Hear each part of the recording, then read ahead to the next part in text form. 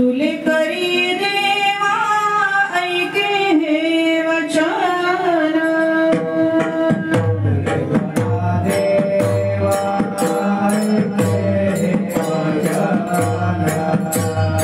तुले करी देवा ऐके हे वचन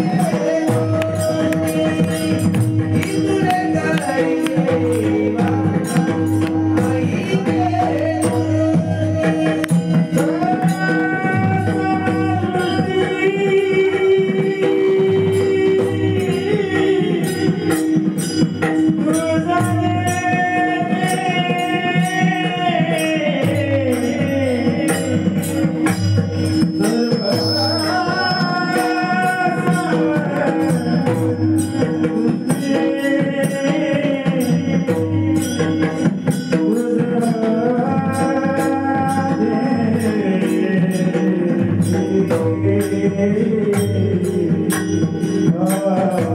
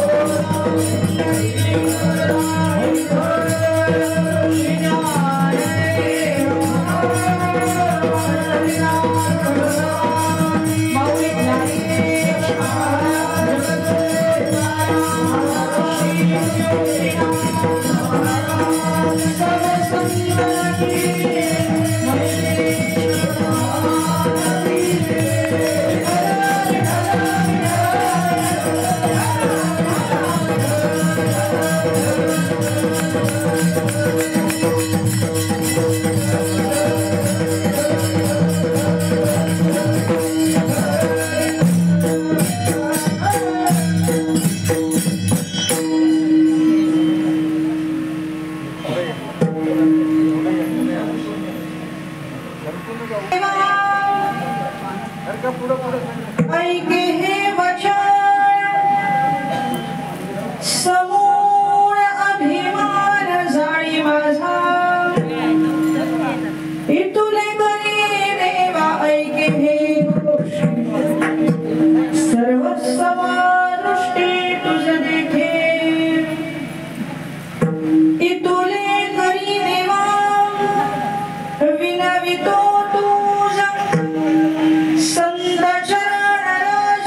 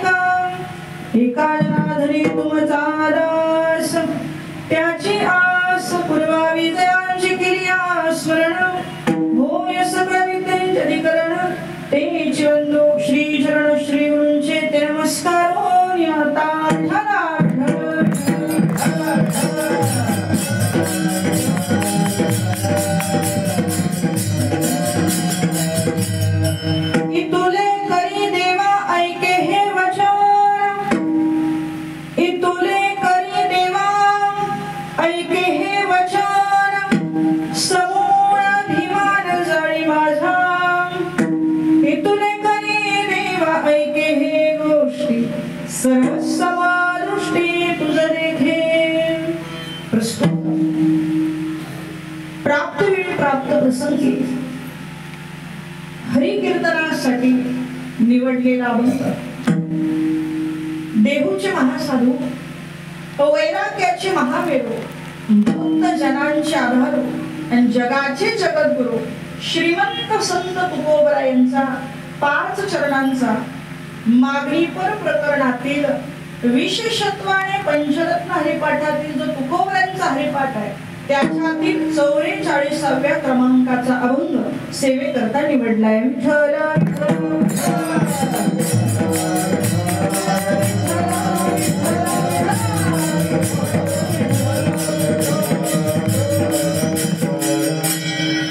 सेवेला प्रारंभ करण्यापूर्वी अल्पसा परिहार देणे उचित ठरेल. वास्तविक तुम्हा सगळ्यांना ज्ञात आहे.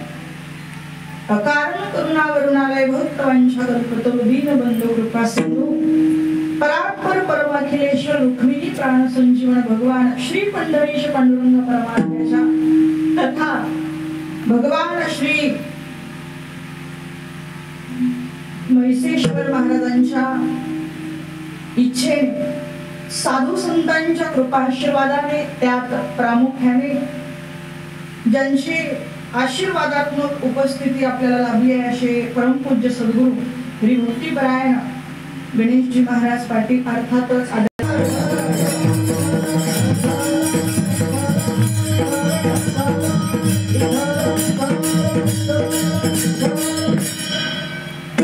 करणपाडा या गावामध्ये श्रीमद भगवत गीता पारायण सोहळा संपन्न झालेला आहे आणि या सोहळ्याचा आज जागर अर्थात मागणीचा दिवस. मागणीचा दिवस काल्याच्या आदल्याच दिवशी असतो. तो कधी 7वा येईल, कधी 3रा येईल. महिन्याचा सप्ताह असेल तर 29वा सुद्धा येऊ शकतो. मागणीचा दिवस आकड्यावर नाही, फक्त काल्यावर डिपेंड असतो. काल्याच्या आदला दिवस मागणी करायची असते. का? कारण उद्या काला घ्यायचा आहे ना. काला म्हणजे प्रसाद आहे. प्रसाद देतो पंढरीनाथ. आणि हा प्रसाद जरी सगळ्यांच्या हातावर दही आणि लाही सारखाच दिसत असला तरी आपल्या अंतस्थ इच्छेनुसार त्याचं स्वरूप आपल्याला प्राप्त होत असतं. तुम्ही या 3 दिवसात भगवती त्या गीतेचं पारायण करत असताना, कीर्तन ऐकत असताना, प्रवचन ऐकत असताना, दिंडीमध्ये पाऊली खेळत असताना तुमच्या आतून जी इच्छा तुम्ही प्रगट करणार आहे उद्या काल्याच्या स्वरूपात ती तुमच्या हातावर भेटणार आहे. मग ती लौकिक असेल तर लौकिक, अलौकिक असेल तर अलौकिक, ती साधक इच्छा असेल तर साधक इच्छा, बाधक असेल तर आपल्याला उद्या काल्याच्या माध्यमातून काय हवंय हे खरं म्हटलं तर आपल्याला कळत नाही. म्हणून संतांचा आश्रय घ्यावा लागतो. तुम्ही म्हणाल तुम्ही एवढं कसं धाडसाने म्हणताय की आपल्याला कळत नाही. लहानपणीपासून मागतच हवंय. आपण बालवाडीत असल्यापासून शिकवलं होतं. पण आपल्या मागण्याने अजूनही आपलं कल्याण झालं. आयुष्य गेलं मागण्यात, पण आपल्या मागण्याने अजून कल्याण झालं नाही. म्हणून निदान ज्यांना मागता येतं त्यांचा आधार घेतला पाहिजे. त्यांनी कसं मागितलं, त्यांनी काय मागितलं, काय मागावं हे त्यांचा आदर्श म्हणून काल्याच्या आदल्या दिवशी मागणी असावी. विठ्ठल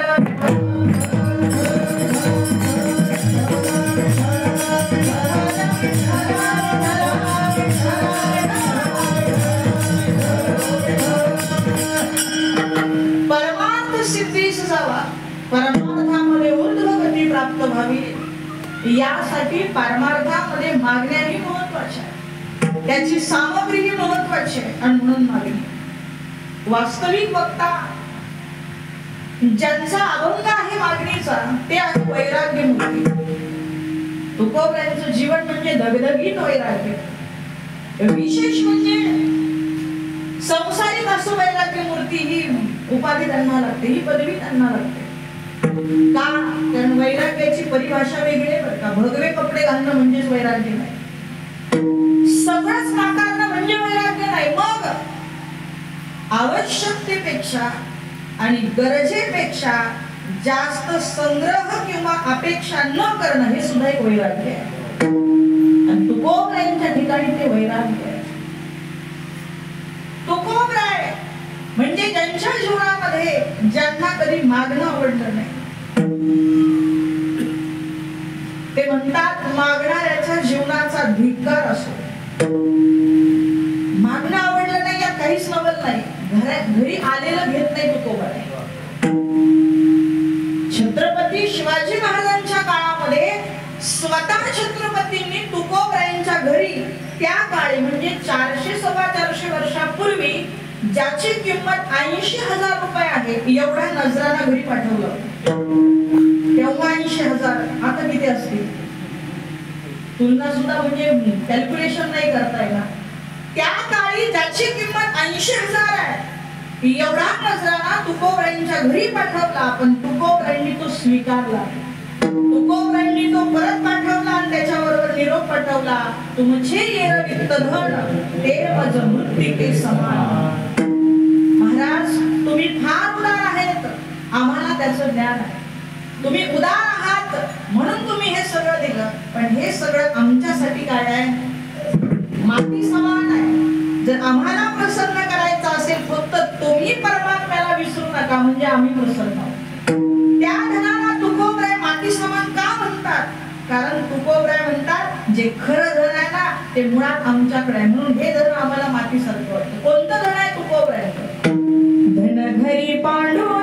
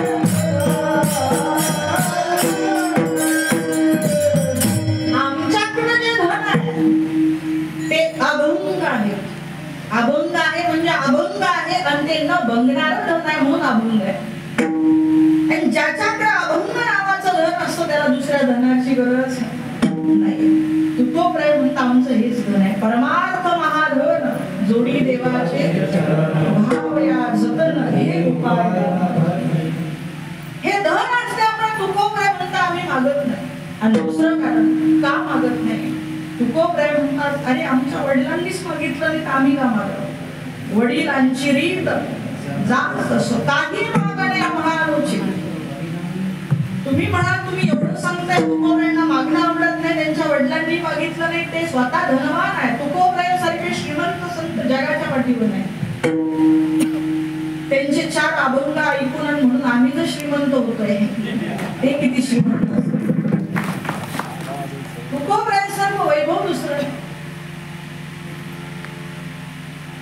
जर तुकोबरायांना मागणं आवडत नव्हतं मग गाथ्यामध्ये मागणीपर अभंग प्रश्न आहे. बरोबर, मागणीपर अभंग भरपूर आहे गाथ्यामध्ये. का मागणी आले त्याचं कारण आहे का? त्यांना मागणी आवडत नव्हती, ते मागतही नव्हते, पण केवळ पांडुरंगाचा अट्टहास असं वर्णन आहे. पूर्वपीठिका सांगितली जाते. जगद्गुरु तुकोबराय पंढरपूरला जायचे. पंढरीची वारी आहे माझी घरी आणि न करी अशीच तुकोबराय पंढरपूरची वारी तुकोबराय कशी करायचे असं नाहीये. आषाढी आली मग जायचे, वर्षातून एकदा जायचे असं वर्णन आहे चरित्रामध्ये. तुकोबराय पंढरपूरला जायचे, पांडुरंगाचं दर्शन घ्यायचे, घरी जायचे. घरी गेलं की परत पांडुरंगाची आठवण यायची, परत तसेच निघायचे. पुन्हा पंढरपूरमध्ये यायचे. 2-4 दिवस काय असेल त्यांना रमळ तोपर्यंत थांबायचे, पुन्हा घरी जायचे. आठवण आली की परत यायचे. त्यांची वारी आपल्यासारखी वार्षिक नव्हती. आठवण आली की वारी असायची. बऱ्याच पंढरपुरात गेले, पण तुकोबारायांच्या असं लक्षात आलं की आपण देवासमोर गेलो की देवाचं मुख जरा बारीक फुल तरी खाली मान धरतो देव, असं का आपलं काही चुकतंय का? आणि धाडसाने तुकोबारायांनी विचारलं, देवा काही चुकतंय का माझं? काही चुकत असेल तर सांग बाबा, तुझं दर्शन तू आम्हाला का देत नाही? अरे तुझ्या दर्शना इतकं सुख आम्हाला संसारिकांना दुसरं नाही. डोळे भरून या पाहिलं श्रीमुख, ह्याची माझं सुख देईल. तुझं मुख तू का बंद करत नाही? देवाने सांगितलं, काय करू तुकोबाराय, तुम्ही झाले मालक आणि आम्ही झालोय कर्जबाजारी. मालकासमोर काय वर्णन करायचं? म्हणजे कधी कर्ज झालंय?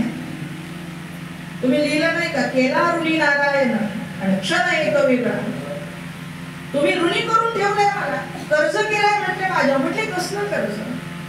हे परमार्थाचं नामाचा सुद्धा एक व्यवहार आहे बरं, जो संत नरहरी महाराजांनी केला. तुझ्या नामाचा व्यवहार. आपण जे भजन करतो ना, माळ जप करत असाल तर ते मोजणं होत असेल कदाचित जपयंत्रावर, पण असं जे भजन करतो ना आपण नाही मोजत, तो मोजतो. त्याच्याकडे सगळा हिशोब आहे, तुम्ही किती भजन केलं. पण तुकोबारायांचा हिशोब पांडुरंगाकडे होता आणि तो हिशोब जरा जास्त होत होता. तुझं ऋण आहे, तुमचे ऋण आहे माझ्यावर, म्हणून माझी मान खाली आहे. अहो माझं नाव जगामध्ये पसरावं, माझी कीर्ती व्हावी, म्हणून संसाराच्या नावे घालून या शून्य वाढवला हा पुण्य धर्म केला. हरिभजनी हे ढोळले जग, हे कार्य आहे तुमचं. माझ्यासाठी तुम्ही सगळ्यांमध्ये मला घेऊन फिरला. देव घ्या कुणी, देव घ्या कुणी, आईता आला घर. आज जगामध्ये पांडुरंग म्हणून मला कुणी विचारत असेल ना, तुकोबाराय तुम्हा संतांचे उपकार आहे माझ्यावरती. तुम्ही नसते मला कुणी ओळखलं नसतं. जगात माझं काही कवडी मात्र किंमत नसती. संतांमुळे मी मोठा आहे. तुमचे मी बरा दिसत असेल, तुमच्यामुळे मी बरा आहे, हे तुमचे उपकार. पण त्या उपकाराच्या मोबदल्यामध्ये आजपर्यंत तुम्ही काही मागितलं नाही. तसा माझा व्यवहार आहे. तुम्ही मला काही दिलं की मी देत राहतो रिटर्न, डबल करतो. पण तुम्ही डबल काय सिंगल सुद्धा मागितलं नाही आजपर्यंत. माझ्याकडून तुम्हाला काहीही देणं झालेलं नाही. तुकोबाराय तुम्हाला वाटतं ना मी ताट मानेने तुमच्या समोर उभं राहावं, तर आज कृपा करा, माझ्याकडून काहीतरी मागून घ्या. तेवढं डोक्यावरचं खांद्यावर येईल म्हटले. तुकोबाराय म्हणतात देवा नाही, मागणं आवडतही नाही मला, मागायचं नाही. देव म्हणतात मागा, तुकोबाराय म्हणतात नाही. देव म्हणतात मागा, तुकोबाराय म्हणतात नाही. काय प्रसंग असेल, आपण मागून मागून थकतो, देव देत नाही. आणि देव मागा मागा म्हणून थकतो संत मागत.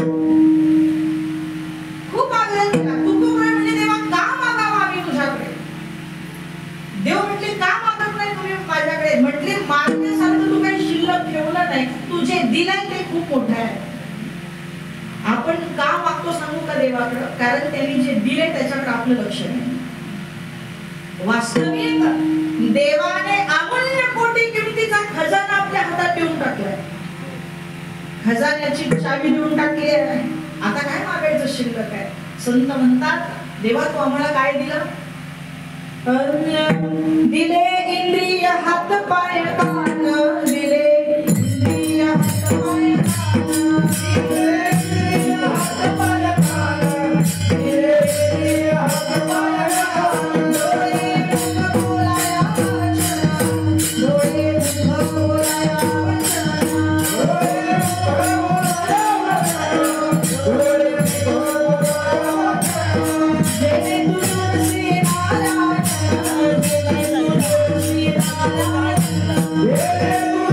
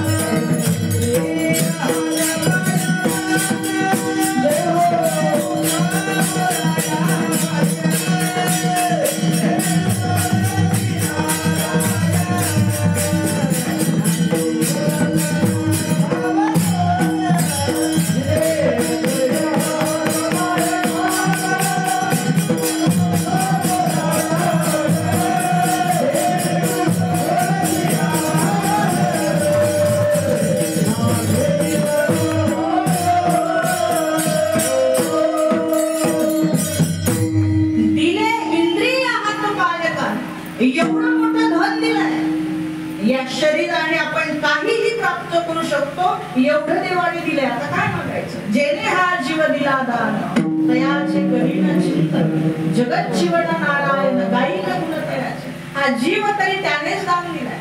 देवा सगळं दिलंय बाबा, आता मला काही मागायचं नाही. तुकोबरायांसमोर पांडुरंग परमात्मा हात जोडतात, तुकोबराय काहीतरी मागा.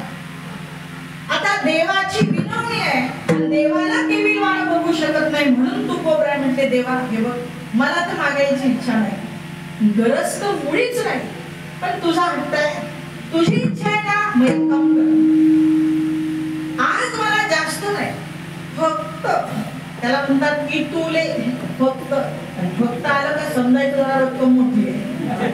बँकेमध्ये असतं बघा पेमेंट स्लिपवर फक्त 1 लाख फक्त असतात, तो ते लिहावं लागतं. तसं तुकोबराय म्हणता जास्त नाही मागणार, माझं किंतुलच फक्त एवढंच मागणं. काय मागणं? अभंगाच्या प्रथम चरण.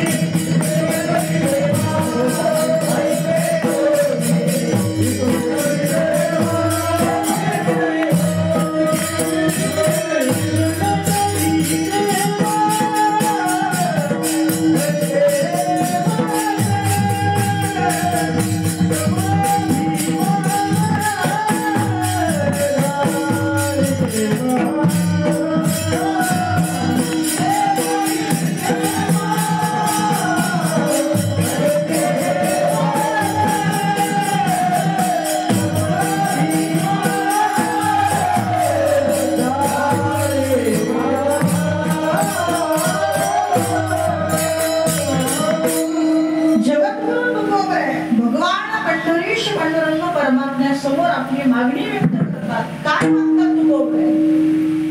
देवा द्यायचं असेल तर एक असं माझं म्हणणं आहे, एवढं ऐक. माझ्यामध्ये जो काही अहंकार असेल, अभिमान असेल ना, तो मुळासकट काय करून टाक, जाळून टाक, हीच माझी मागणी आहे. काही लोक म्हणतील काय मागितलं तुकोबरायांनी, जरा काहीतरी चांगलं मागायचं. तुकोबराय इथं अभिमान जाळण्याची मागणी करतात. मी सुरुवातीला बोलून गेले, हे सगळं आपल्यासाठी चाललंय, ट्रेनिंग चाललंय. देवा पुढे जाऊन काय मागितलं पाहिजे? तुकोबराय अभिमान जाळण्याची मागणी मागतायत. काहींना असं वाटेल त्या अर्थी तुकोबरायांमध्ये थोडाफार असेल, असं तर जाळता येईल ना. म्हणजे तुकोबरायांमध्ये अभिमान असेल म्हणून तुकोबराय मागणी करत असावे की अभिमान जाळ. तर याची दोन कारण आहे. का अभिमान जाळायला लावताय? पहिलं कारण असं आहे की वास्तविक तुकोबरायांमध्ये अभिमान नाहीच. कशावर? कोणतीही स्त्री किंवा कोणताही पुरुष असू द्या, त्याला अभिमान होऊन होऊन होऊन फक्त 7 प्रकारचा होऊ शकतो. या 7 प्रकाराच्या पलीकडे अभिमानच नाही. एकतर मनुष्याला त्याच्या कुळाचा अभिमान होतो, मी उच्च कुलीन आहे.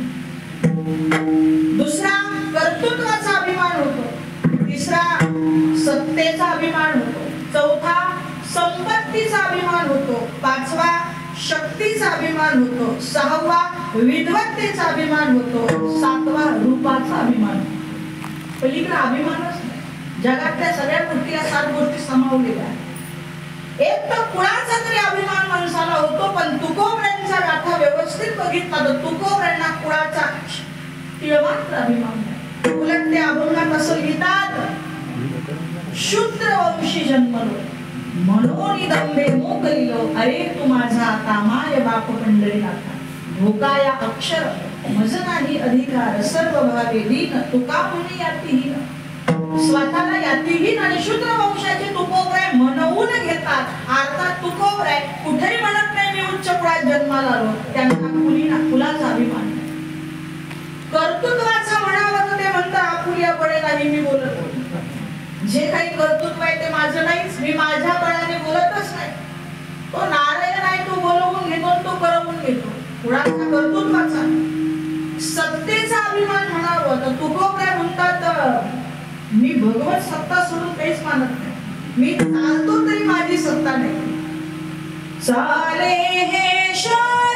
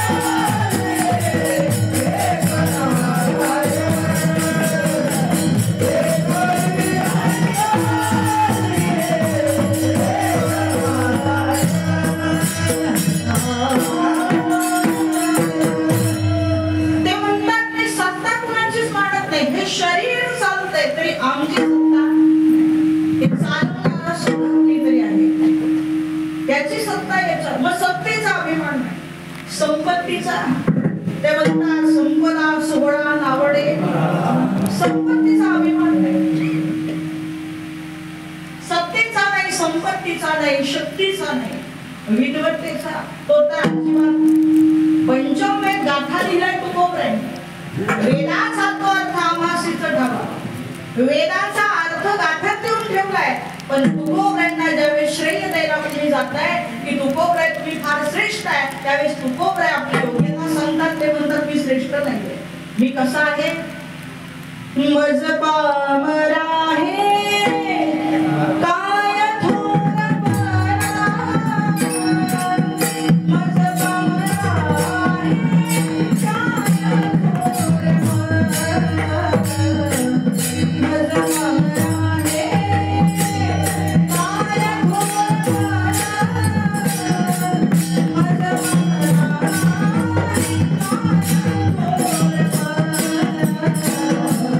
Thank you.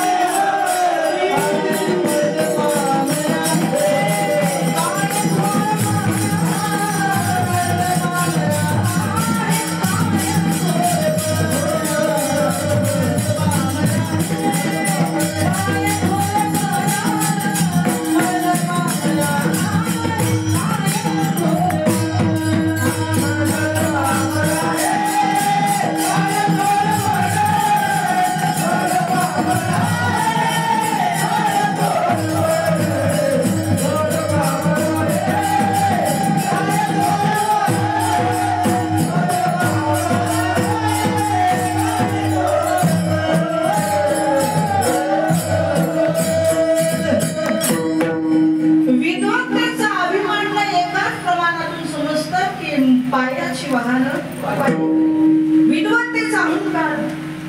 मग 7वा अभिमान राहिला रूपाचा. तुकोबरायांना होण्याचा प्रश्नच नाही, कारण तुकोबरायांनी या देहाचं वर्णन असं करून ठेवलंय, नाशिवंत देव जाणार.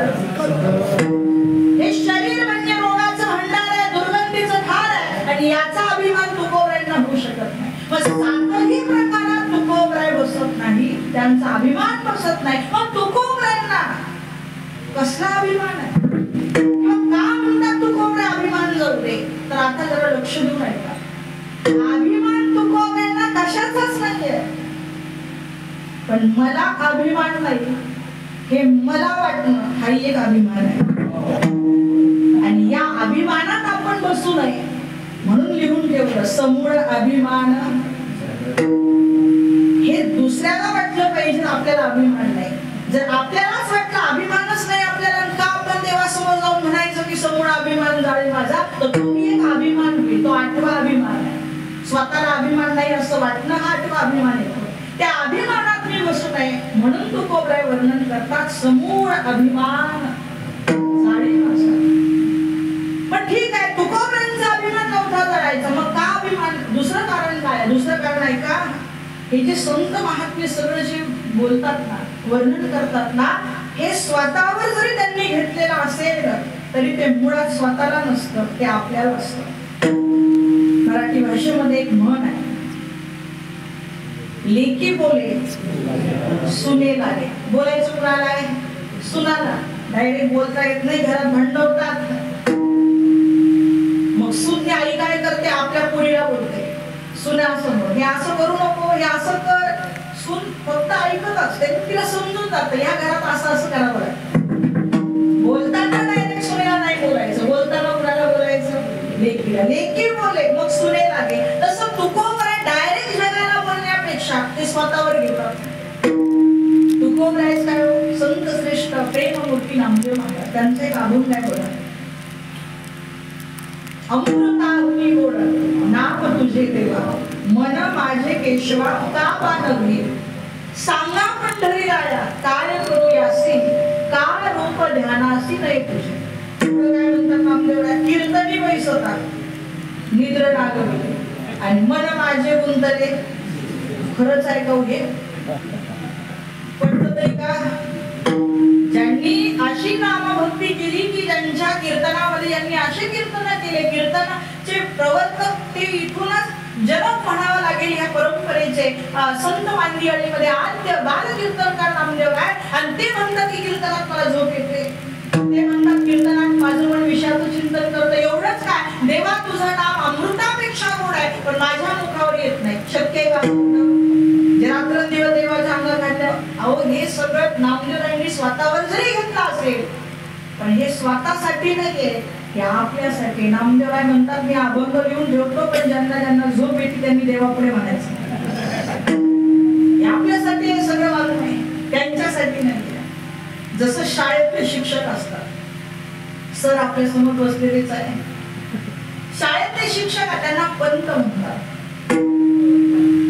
जे शाळेत शिकवतात त्यांना म्हणतात पंत, आणि जे समस्त जगाला शिकवतात त्यांना म्हणतात संत. आपल्या सद्भाग्याने इथं पंत पण आहे, इथं संत पण आहे. ज्यांच्या मुळे अनेकांच्या जीवनात परमार्थाचा श्री गणेशा झाला असे महाराज आहेत. ज्यांच्या जीवनात अगोदर कदाचित परमार्थाचं बीजारोपण होतं, त्याला खतपाणी घालण्याचं काम महाराजांनी केलं. म्हणून महाराज पंतही आहे आणि संतही आहे. पंत आणि संतांमध्ये फरक सांगून जाते. माफी मागून की पंत जे असतात ना, ते सोपं अवघड करून सांगतात. गणित नाही सोपं असतं, पण ती एवढी मेथड लिहावी लागते, त्याशिवाय मार्क्स पडत नाही. मला तर अजून नाही कळत त्या प्रमेयाचा जीवनात काय उपयोग आहे. आणि ती साइन थिटा आणि कॉस थिटा तर अजूनही समजे ना. आंबे मोजायला कामं येत नाही, द्राक्षे मोजायला येत.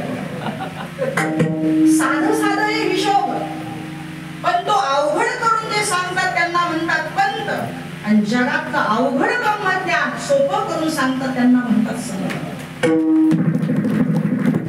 जसे पंत स्वतः डीएड बीएड काय नेट सेट सगळ्या डिग्र्या झालेल्या असतात, पण आता मुलांना शिकवायचं आहे ना, मग त्यांना स्वतःचं जे झालेलं आहे ते सुद्धा गिरवावं लागतं.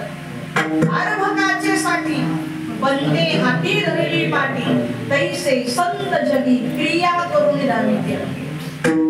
ही जी मागणी आहे नामदेवरायांची असेल, तुकोबरायांची, स्वतःसाठी थोडीच आहे, हे त्याच्या पलीकडे गेले. आपल्यासाठी ते मागून दाखवतात देवाकडे. सांगा पंढरीराया काय करूया, त्यांच्यासाठी नाही, आपल्यासाठी. म्हणून ते संत आहे, ते पंत आहे आपल्यासाठी. म्हणून तुकोबर आहे आपल्याकडे ही मागणी मागतात की तुम्ही सुद्धा देवाला सांगा की समूळ अभिमान जायला. परमार्थामध्ये एक भांडवल असेल तर परमार्थ सफल, आणि एक त्रुटी असेल तर परमार्थ विफल. काय लागतो परमार्थामध्ये भांडवल? परमार्थामध्ये सगळ्यात मोठं भांडवल आहे प्रेम भाव. काही न लगे एक भावाची करा. ज्याच्याकडे भावाचं भांडवल आहे त्याचा परमार्थ सफल आहे. आणि कितीही सगळं असू द्या जीवनामध्ये, सगळ्या अवस्था, सगळ्या साधना, काय काय सगळं ब्रह्मज्ञान असू द्या, आणि एक दुधामध्ये मिठाचा खडा पडावा असा अहंकार असेल, हे सगळं दूध नासावं तसा परमात्मा असतो. शपथ प्रमाण असावे. पण माझ्या ऐकी वाक्य आहे, अभिमान झाला तुका म्हणे वाया गेला, पण अभिमान गेला तर तुका म्हणे देव झाला. अशी काही प्रमाण आहे. देवाला सर्व देव म्हणता अज्ञानी असेल तो मला चालतो, पापी सुद्धा चालतो, कुणी चालतो, पण अभिमानी चालत नाही. तिळभर जरी होय अभिमान, तिळभर जरी होय अभिमान, तिळभर जरी होय अभिमान, तिळभर जरी होय अभिमान, तिळभर जरी होय अभिमान, तिळभर जरी होय अभिमान, तिळभर जरी होय अभिमान, तिळभर जरी होय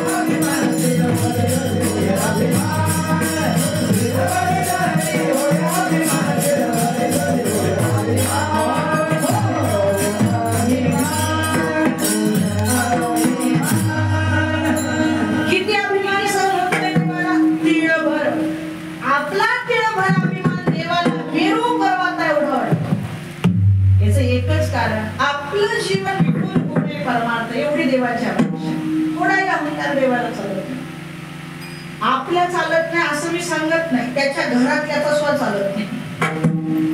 घरातल्याचा स्वतःचं वाहन गरुड, गरुडाला असं वाटलं मी लय मोठा, लय अभिमान झाला का गरुड. सत्यभामा मातेला असं वाटलं मी फार सुंदर, रूपाचा अभिमान झाला होता. आणि बलराम दादाला तर विचारूच नका, बलराम दादाला अभिमान झाला होता. कसा? मी देवाचा मोठा भाऊ, म्हणजे मी देवापेक्षा कसा आहे, अभिमान झाला. देवाच्या लक्षात आलं यांना अभिमान झालाय, काहीतरी करावं. गरुड महाराजांना अभिमान झाला, माझ्या पाया पडल्याशिवाय देव भेटत नाही. गरुडाची पायी देवी वेगी आणावा तो हरी मसदिनात, माझ्याशिवाय देव भेटत नाही, देवाला कुठे येता जाता येत नाही, मी मोठा आहे. हा अभिमान देवाने पाहिला आणि भगवान परमात्म्याने हनुमंतरायचं स्मरण केलं आणि त्यांना सांगितलं पुढची लीला तुम्ही करा.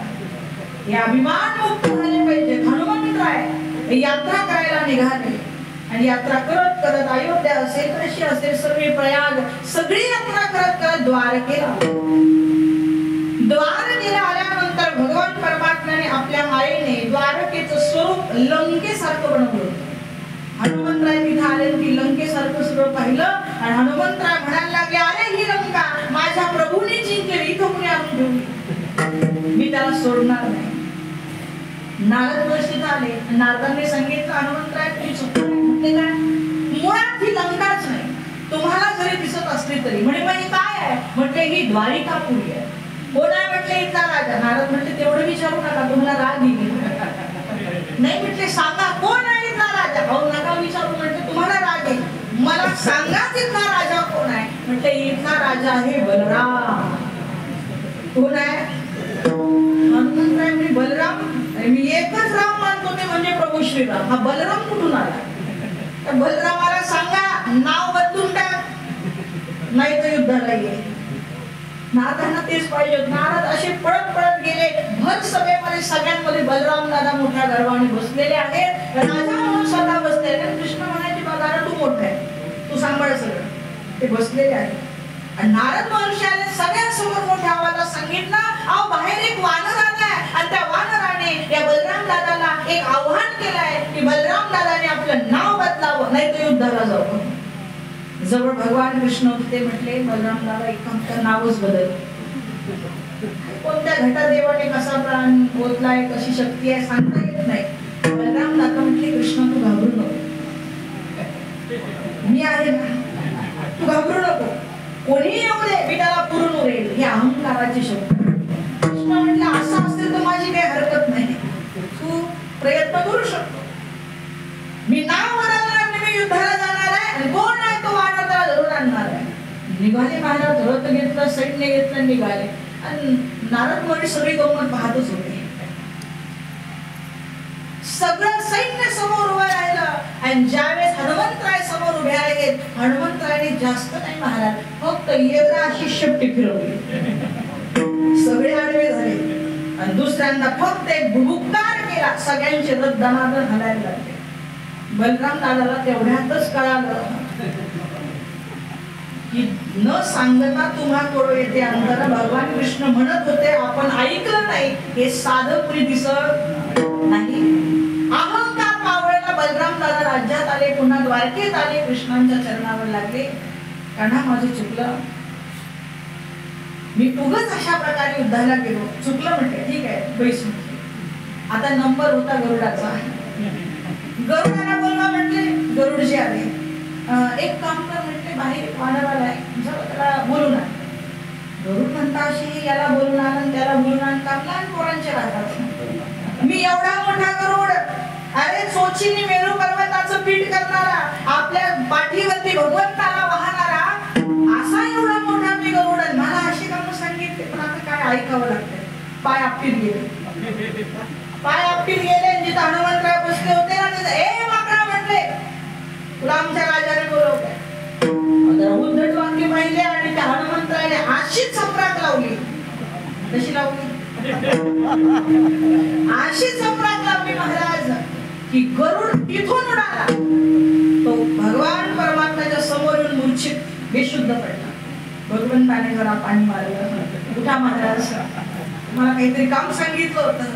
गरुडाने देवाची पाय धरले. देवा, तुम्हाला मी या दरबारात नको असेल तर तुमच्या हातात खडग घ्या, मला इथं संपवा, पण तिथं पाठवू नका. म्हटले तू तर चोचीत मेरू पर्वताचं पीठ करणार आहे. नाही म्हटले तो माझं पीठ करणार आहे. देव मी नसेल सहन होत, इथं संपवा, तिथं पाठवू नका. देव म्हटले नाही, एकदा तुला जावंच लागेल. म्हणजे आता कशाला? म्हणजे काही नाही, आता फक्त त्याला जाऊन एवढं सांगायचं, आमच्या राम राजाने तुला बोलवलंय. गरुड म्हटले देवा जावंच लागेल, जावंच लागेल. आता गरुड चालले, पण कसे सांगू, मगाशी पाय आपटीत चालले होते ना, आता ते चालले कन्या सासुराची जाय, मागे परत तोडी पाहे, आता परत द्वारका दिसती न दिसती, सांगता येत नाही. गेली घाबरत. आता आवडी नाही. महाराज तुम्हाला राम राजा, अहो राम राजाने शब्द ऐकले, एवढा आनंद झाला आमच्या हनुमंतरायाला. गरुडाचे पाय धरले, गरुडाला आपल्या हातावर घेतलं आणि सांगितलं चल आता मला राम दाखव, तोपर्यंत तुला सोडत नाही. आता तो थंडीच वाजली, तिथं राम नाही, ह्या बाबाला राम दिसला नाही. आपला कार्यक्रम होणार आहे. खूप घाबरले, पण गरुड आणि हनुमंतराय तिकडून येईपर्यंत नारदांना काम सांगितलं, जा सत्यभामेला सांगा मी राम अवतार घेतोय, तू सीता बनून ये. नारद गेले. सत्यभामा माता तुम्हाला लवकर दरबारात बोलवलाय, सीता बनून बोलवलाय. सत्यभामा माता म्हणे आत्ता मेकअप करते, म्हणे आत्ता सीता बनते. असं म्हणतात. बऱ्याच वेळा तिने शृंगार केला आणि बऱ्याच वेळा नारदांना विचार, आता दिसते का मी सीतेसारखी? नारदांनी 2-4 वेळा पाहिलं, मग सांगितलं माता माफ करा, पण अजून तुम्हाला सीता मातेच्या दासी एवढी सुद्धा उपमा आली नाही. असं ऐकताच त्या मूर्छित पडल्या. अहंकार मावळला. अरे सीता माता एवढ्या सुंदर होत्या की त्यांच्या दासीसारखी सुद्धा मी दिसत नाही. त्या मूर्छित झाल्या. नारद महर्षी तिथून निघाले, रुक्मिणी मातेच्या महालामध्ये गेले. रुक्मिणी मातेला म्हटले, देवाने तुम्हाला सीता म्हणून यायला लावलंय. रुक्मिणी मातेने डोक्यावर पदर घेतला. त्या आहेच मुळात रुक्मिणी सीता. त्या सीतेसारख्या झाल्या, महालात आल्या. इकडं हनुमंतराय गरुडाला घेऊन आले आणि गरुडाला सोडून दिलं. कधी? ज्यावेळेस राम सीता दिसले, दर्शन घेतलं, कथा भाग संपला. मला यातून एकच सांगायचं, ज्यांना आपल्या घरात त्यांचा अभिमान सहन झाला नाही, आपला करतील का? नाही करणार, आवडणार नाही देवाला. म्हणून देवासमोर जर काही मागायला गेलात तर त्याच्यामध्ये एक मागणी ही असावी, समूळ अभिमान जाळी नसावी. देवा तू चांगल्या चांगल्यांचा अभिमान जाळलाय, माझा सुद्धा अभिमान जाळ. थैथया नाचलाय त्या कालियावरती, त्याचा अभिमान कसा तुडवला ना, तसा माझा अभिमान सुद्धा तुडवून टाक. माझा अभिमान सुद्धा संपवून टाक. माझा अभिमान नुसता जाऊ देऊ नको, कारण गेले परत येतो. जाळून टाक, जाळला का परत येत नाही. समूळ अभिमान जाळी, अभिमान जाळ. आणि एकदा की तू माझा अभिमान जाळला ना देवा, तर मग सर्वत्र मला तूच दिसशील, अशी कृपा कर. अभंगाच्या 2य चरणात.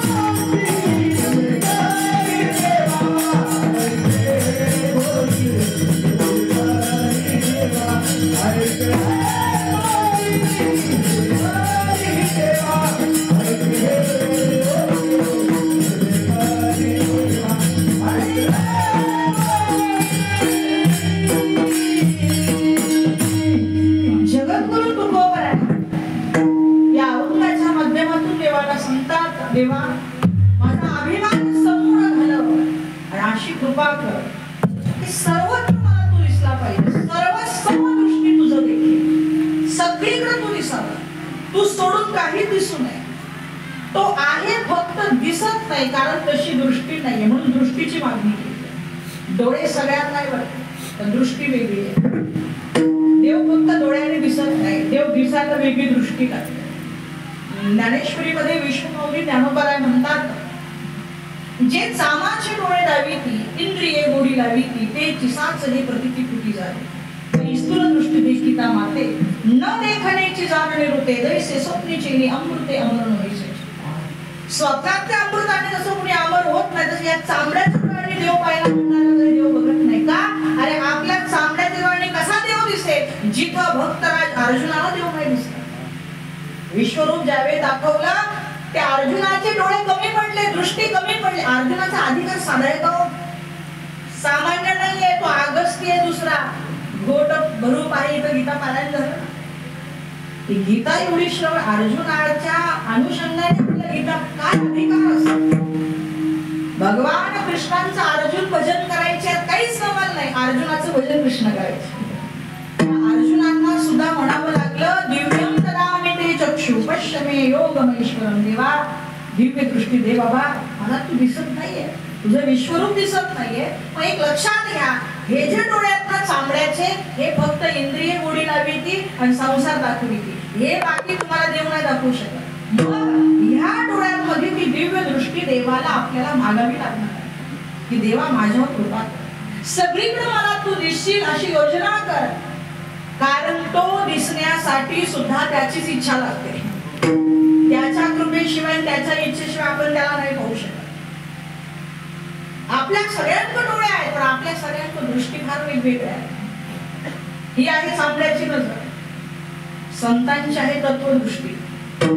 तत्वदृष्टी म्हणजे या उपाधी माझी गुप्त चैतन्य असे सर्व ते तत्व ते संत स्वीकारले. सोप्या भाषेत भूस आणि बीज एकत्र असेल तर आपल्याला सगळं दिसेल, पण जो शेतकरी आहे ना तो बरोबर सांगेल यातून बीज किती निघत आणि भूस किती. त्याला त्या भूसातलं बीज दिसते, त्याला अंदाज आहे. एखादा सोनार असेल त्याला बरोबर दिसेल यात विनकस किती आहे, घर सोनं किती आहे, तुला काही अंदाज लावतो. दृष्टी आहे त्याला, ही तत्वदृष्टी आहे. आणि ही असावी माणसाला. वाईटातलं चांगलं बघता यावं, वाईटातलं चांगलं बघता यावं आणि चांगल्यातलं वाईट सोडून देता यावं. जगात दोन वाक्य खोटे आहेत बरं का, माफी मागून सांगते खरंच खोटे वाक्य दोन. कोणते? तो माणूस फार सज्जन आहे आणि दुसरं वाक्य तो माणूस फारच वाईट आहे, फार दुर्जन. दोन्ही वाक्य खोटे. का? कारण तो माणूस आहे ना, त्या सज्जनामध्ये एक छोटासा कावळीला दुर्गुण असतो आणि कितीही वाया गेलेला माणूस असू द्या, कितीही दुर्जन असू द्या, त्यात छोटासा सद्गुण असतो. आणि आपल्याला लेबल लावायची एवढी घाई झालेली असते, एवढी घाई. आणि एकदा ते लेबल लागून गेलं विषय संपला. मग त्या दुर्जनातले सद्गुण आपण बघत नाही. तसं नाही. तत्वदृष्टी म्हणजे काय? वाईटातलं चांगलं बघता आलं पाहिजे आणि चांगल्यातलं वाईट बघून ते सोडून देता आलं पाहिजे. त्याच्याकडे थोडेसे दुर्लक्ष करता आलं पाहिजे. याला म्हणतात तत्वदृष्टी. काहींची क्रोधी दृष्टी असते, कामी असते, लोभी असते, अनेक दृष्टीचे. शूद्र दृष्टी असते काहींची. श्वानाची या परी हिंडे गावदार पाहे करणारी पापदृष्टी, अशी दृष्टी असते. काकदृष्टी म्हणजे कावळ्याची नजर. कावळा झाडावर बसतो, खाली जनावरांकडे बघतो, सगळ्या जनावरांकडे नाही पाहत, जखम कुठं झाली तिथंच बघतो. याला म्हणतात काकदृष्टी. पण साधू संतांची महात्म्यांची कृपादृष्टी असते. कृपा कटाक्षेने हडले आपुले पदी वैसले बाप उमा देवीवर विठ्ठले भक्तादि दलेवर. संतांची दृष्टी असे महाराज, एकदा ती दिव्य दृष्टी आपल्यावर पडली ना की आपलं जीवन सफल होऊन जातं. विश्वमाऊली ज्ञानोबा यांचे सद्गुरू अर्थात आमचे दादा निवृत्तीनाथ दादा, मंदिराचं काम चालू आहे. पण पूर्वीच्या मंदिरात जर तुम्ही आला असाल तर गाभाऱ्याच्या बाहेर एक ओवी लिहिलेली आहे. हा दिठवा जयावरी झळके की हा माथा पद्म, की हा पद्म करू माथा पारोके तो जीवच परतुके महेश. हा दिठवा, अरे यांची दृष्टी नुसती त्याच्यावर पडली ना तर तो जीवची परितुके महेशशी. तो जीव त्या महेश्वराच्या बरोबरीचा होतो. तात्पर्य हे काही फक्त दृष्टी. म्हणून त्यांची दृष्टी आहे ती कृपा दृष्टी आहे. आपलं जीवन सफल करण्याची ताकद आहे ही कृपा दृष्टी. आणि सर्वश्रेष्ठ दृष्टी त्याला म्हणतात समदृष्टी. मातृवत परदारेषु परद्रव्येषु लोष्टवत आत्मवत सर्वभूतेषु य पश्यति स पश्यति. ही दृष्टी सुद्धा खूप चांगली आहे. दुसऱ्याची स्त्री माते समान बघावी, दुसऱ्याचं घर माती समान बघावं आणि सगळ्यांमध्ये परमात्मा बघावा. आमचे विश्वमाऊली ज्ञानोबा म्हणतात ना, सर्व घटी राम, सर्व घटी राम, देहादिनी सर्व घटी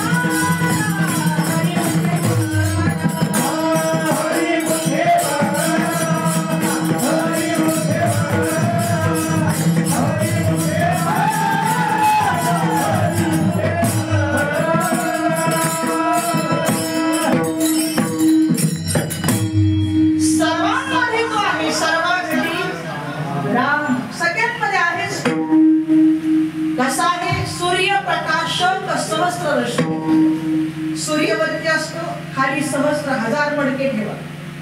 एक सूर्य प्रतिबिंब 1000 मडक्यांमध्ये तो आहे, तो तंत्र आहेच पण सगळ्यांमध्ये व्यापलेला आहे. आणि असा तो असणारा आपल्याला दिसत नाही, तो दिसावा यासाठी तुकोबरा प्रार्थना करतात, सर्व समदृष्टी तुझं दे की देवा, अशी दृष्टी मला दे, अशी बुद्धी मला दे, असं ज्ञान मला दे, अशी कृपा माझ्यावर कर, व्यापलेला तू मला चराचरा दिसावा. नामदेवरायांना कुत्र्यात देव दिसला, नाथ बाबांना गाढवात देव दिसला, नामदेवरायांना दगडात सुद्धा देव दिसला, भक्तराज प्रल्हादांना खांबात देव दिसला. आपल्याला माणसात नाही, देवात सुद्धा देव दिसत नाही. माणसात लांब आहे, देवात सुद्धा. खरं सांगा, देवात जर देव दिसला असता किमान मंदिरात तरी सिगारेट ओढली नसती, किमान मंदिरात तरी खोटं बोलले नसते, किमान मंदिरात तरी न करू ते केलं नसतं. पण त्याही गोष्टी आपण तिथे घाबरत नाही, कारण अजून तरी आपला हा विश्वास बसला नाही की तिथं देव आहे, अजून एक मूर्तीच आहे. मग आम्हाला अजून मूर्तीत देव दिसत नाही, त्या चराचरात तरी दिसावा म्हणून प्रार्थना करावी, सर्व समदृष्टी तुझं देव. पण ही प्रार्थना पूर्ण कधी होईल, कधी समदृष्टी होईल? तुकोबराय म्हणतात, देव अजून एक कृपा करा, तू द्यायला तयारच आहे ना, एक काम कर, ज्यांची समदृष्टी झाली आहे ना असे ते संत महात्मे, त्यांचं सानिध्य, त्यांचे चरणरज मला प्राप्त होते म्हणून तुले करी देवा विनवितो तुझं संत चरण रजवंदी माता. संत चरण रजाचा नेमका काय महिमा आहे, काय परिवर्तन जीवनात नेमकं त्यांच्या सानिध्याने होतं याचं चिंतन उर्वरित आपल्या 5 ते 7 मिनिटात करणार आहोत. तत्पूर्वी वारकरी संप्रदायाच्या नियमाप्रमाणे सगळ्यांनी एक वेळ गोड असं भजन करायचे, दोन्ही हात वरती करा. विठोबा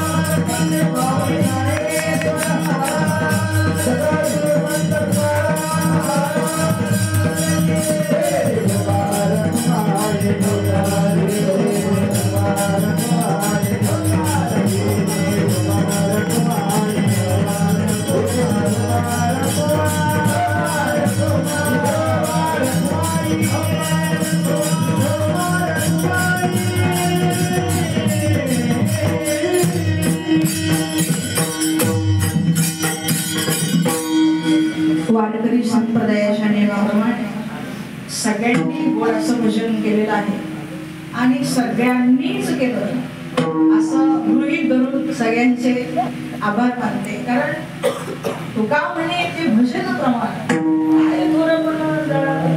काही उपयोग नाही. भजन नसेल आणि या धर्ममंडपात तुम्ही 10 तास बसला आणि भजनाशिवाय गेला तर अश्रम ही केवलम येण्या जाण्याची पायपिटी आहे. इथं येताना भले रिकामी यायचं पण जाताना रिकाम जायचं नाही. म्हणजे दुसऱ्याच्या चपला न्यायचं असं पण नाही. पुण्याशिवाय जायचं काहीतरी कमाईच करून जायचं. बरोबर आहे. संतांच्या सानिध्यामध्ये तुमचं फार मोठं भाग्य आहे महाराज. या भागात आदरणीय सर आदरणीय यादव महाराज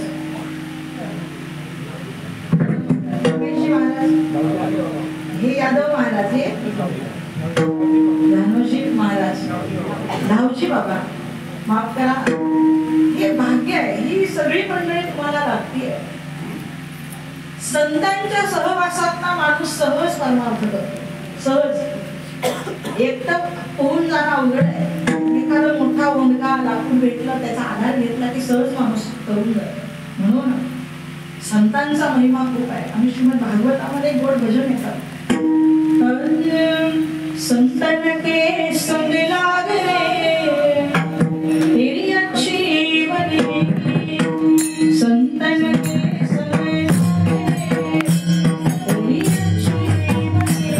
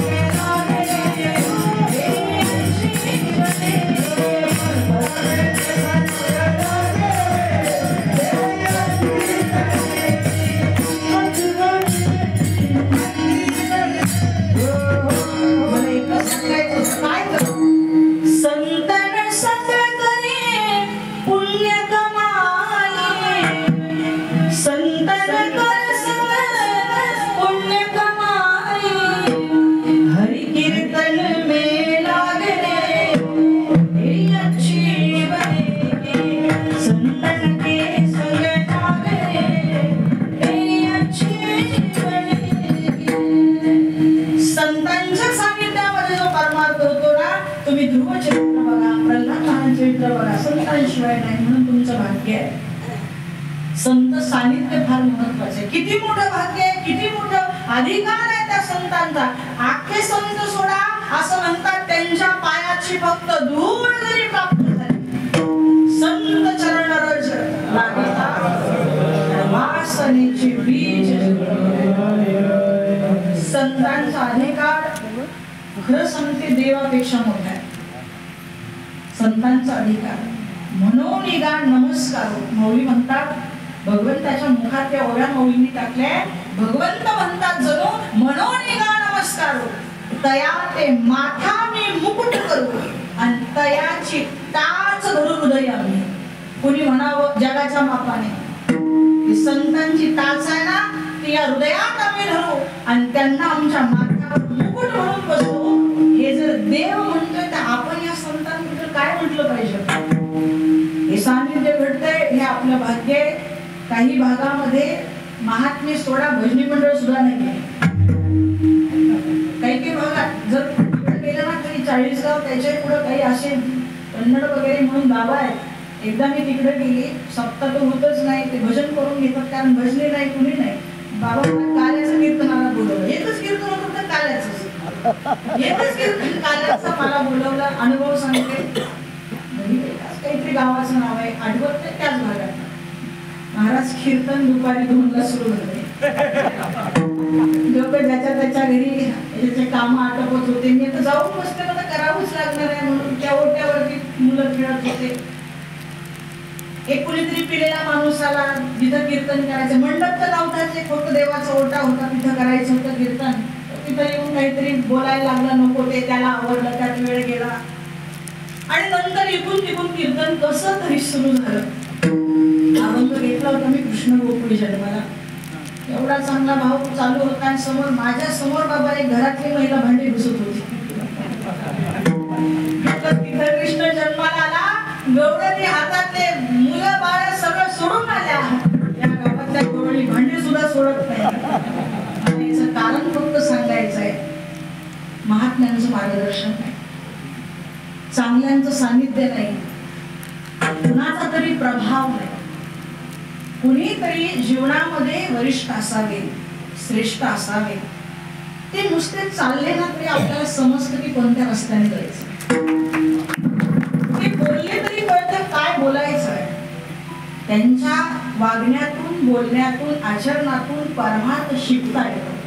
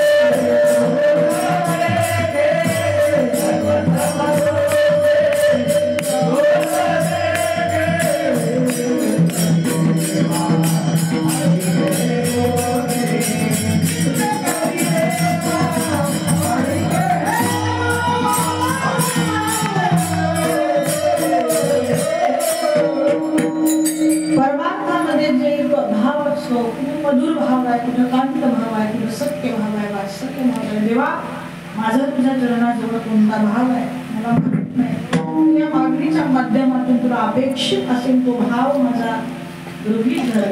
भलं या भावे तारी पंढरी नाथा का, कारण तुका म्हणे आता शरण आलो. मी तुझा शरणांगत आहे. आणि गीता सांगते सर्व धर्मान परित्यज्य मामेकं शरणं व्रज अहं त्वां सर्व पापेभ्यो मोक्षयिष्यामि मा शुचः. जो शरण येतो परमात्मा म्हणतात मी त्याला पापमुक्त करतो आणि माझा आश्रय त्याला देतो. म्हणूनच आज आपण सुद्धा त्या परमात्म्याची शरणागती धारण करून त्याच्याकडेही मागणी करायची आहे की तू ते कधी देवा ऐके हे वचन आणि समूळ अभिमान जाणे माझा ज्ञानेश्वर माऊली.